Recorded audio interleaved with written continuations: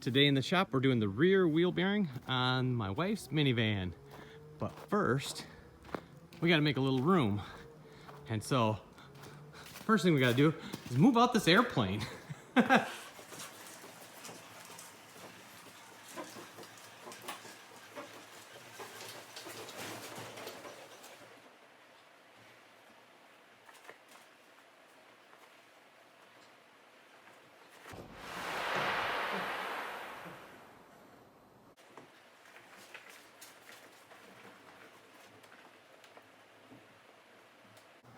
I did a video before on how to check for a wheel bearing. This one is still tight this way, rocking it back and forth. But when I just did the other side, and this one spun real easy. So we're just gonna change it. Since the other one needed to be changed, we're gonna change this one.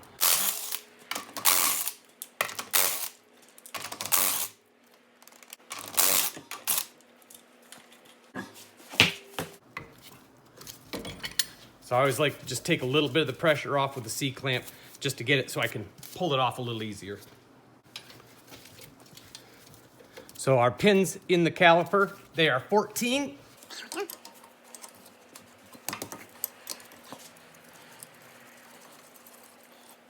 I always like to put a little anti-seize on the pins, or on the bolts, excuse me.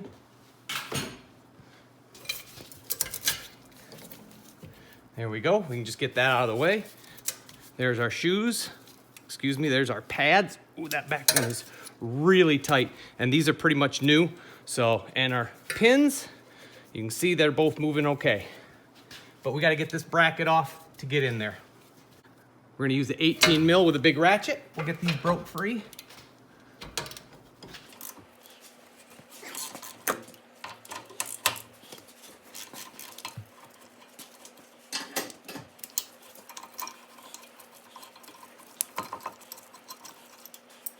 And it's important to remember how little brackets like this were put on when you take them off. So if you can leave them right in, that's great.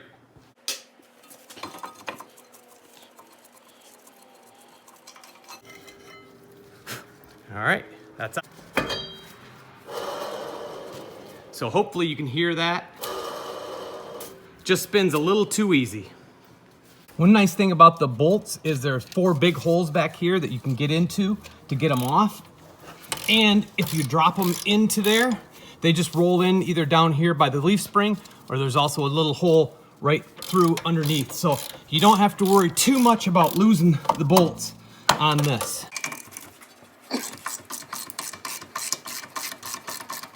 Okay, right here you can see I just put a swivel on there, and I think, oh, I'm gonna grab an extension.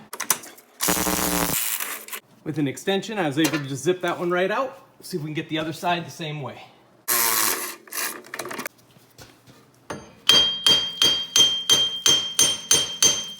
You can see it started to come already, so that is great.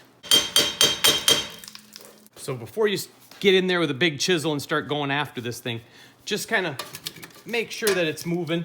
You don't want to wreck something. So there, it just came out a whole lot more. Now we've got the chisel kind of stuck in there. All right. So there's our wheel bearing off. Okay, so here we are with the little safety clip from underneath.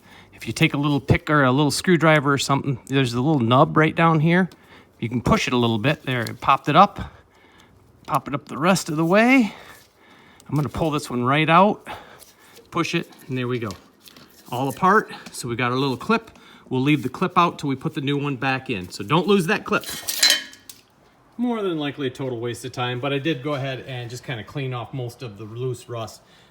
Clean it with some brake parts cleaner and shot a little bit of paint on it just to kind of, you know, maybe slow down some of that rust. I'm also going to put anti-seize around the wheel bearing before I put it in so that we have a better chance of getting it out the next time. On these bottom ones, if we can get it kind of started. Here we go. That one is now started. Okay, we're going into that bottom one now.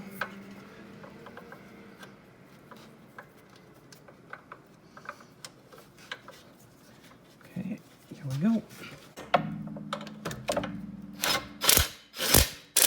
They are all started. We'll set this one back down out of our way.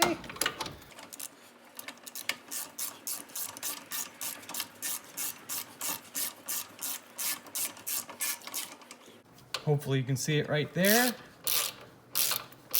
There it comes out. And it's got anti-seize all over it. So that is exactly what we want to see. We're just going to snug it, and then we'll get it torqued.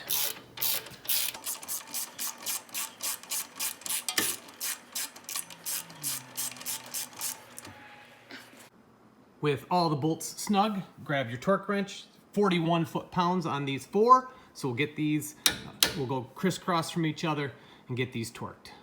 What I found that worked was just a normal 6-inch extension, and then one of the impact extensions that has the wobbly end. I'll show you that right there. That made it so where I could get in there a little bit easier around that spring. Something that I've been having a lot of trouble with lately are these pins seizing up. And so you can see, got a pretty heavy amount of grease on that one and on that one, but I am going to clean these off and recoat them. And this is the one that's supposed to have the little rubber piece on it, and it is not on there, so I'm surprised I'm not getting a little vibration. Hopefully it's not inside. We'll take a pic to that, but we're going to pack those up with grease real good because we don't want those to get frozen stuck. But one thing I also noticed is my shoes, excuse me, my pads, this one moves okay. This one here is completely seized up. If you look at these brake pads, they are brand new. I did the brakes on this about 1,000 miles ago, and that's when I noticed that the wheel bearing was bad.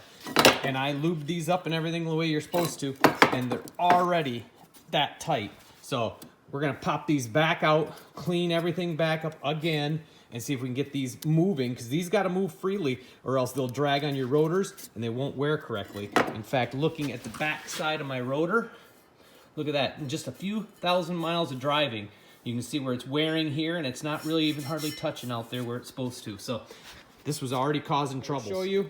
I took those pins out. You can see how nice and easy that one moves. Same here. And they got a little bit of almost like a hydraulic cylinder. You push them in, they come back out effect going on. So I used to always use just caliper grease. It's designed for pins, all the little bits and pieces on your brakes. And I was having terrible success. These things were constantly seizing up on me. And so I switched actually on this particular time. I'm just using some grease from my grease gun. I believe that I got red and tacky in there right now. So we'll see how that works.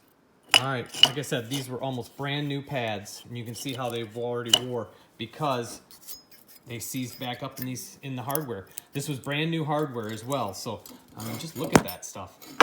Granted, it's winter right now, but man, that is just garbage. Really disappointing. Okay, I put a whole bunch of anti-seize on the back side so this hub or this rotor won't stick to the hub. Got the bracket on. And as you can see, I took a wire brush and cleaned those up good. And now I'm gonna go ahead and torque them. I think it was 71 foot-pounds on the 18 mil bolts for the back. So we'll get those torqued, and then we're gonna get our pads put back in, see how they feel. Okay, guys, now you can see they move a little bit, and that is what you want. So now we can go ahead and see if we can get that compressed, slipped back over, and we are ready to reinstall. Okay, I was thinking we were gonna need to use our little tool there to compress our piston, but actually wasn't thinking, since all these are used components, I'm just putting them back on. It doesn't need to be, but one thing to make sure, see those grooves right there? There's one in the top and one in the bottom. They are not only for that tool to go in and turn, but if you notice the pins, there's a pin. This one obviously doesn't matter because it's on the front, but there is a matching pin right back here, and that has got to be lined up with that so that that caliper slips on nice and easy. If it doesn't, it's going to be binding on that pin the whole time, and it's not going to let the caliper go on, and it's going to be putting pressure on that pad. It's always a good idea to either take a picture or something so you know how these lines were routed. So there are little clips all along the way, and if you get them all right, everything should land right back there. Here we are, back to our beginning. And then don't forget to put our little red safety clip in. It goes right in here. I'm gonna have to put you guys down to put it in. And then that line gets clipped to the brake line. So basically, it goes right here. Only, this way, right here. Let's see if I can do it with you guys. Hey, I got it. All right, there, that's back in now. And everything's out of the way. One thing I did find is my heat shield had kind of rotted through, so I kind of moved it around, got the screw back in, ran it back up there. Hopefully that will eliminate a little bit of some kind of weird vibration, a little noise maybe, we'll see. All right, everything's back together. You can hear the shoes or the pads are just touching every once in a while on that, but everything feels good.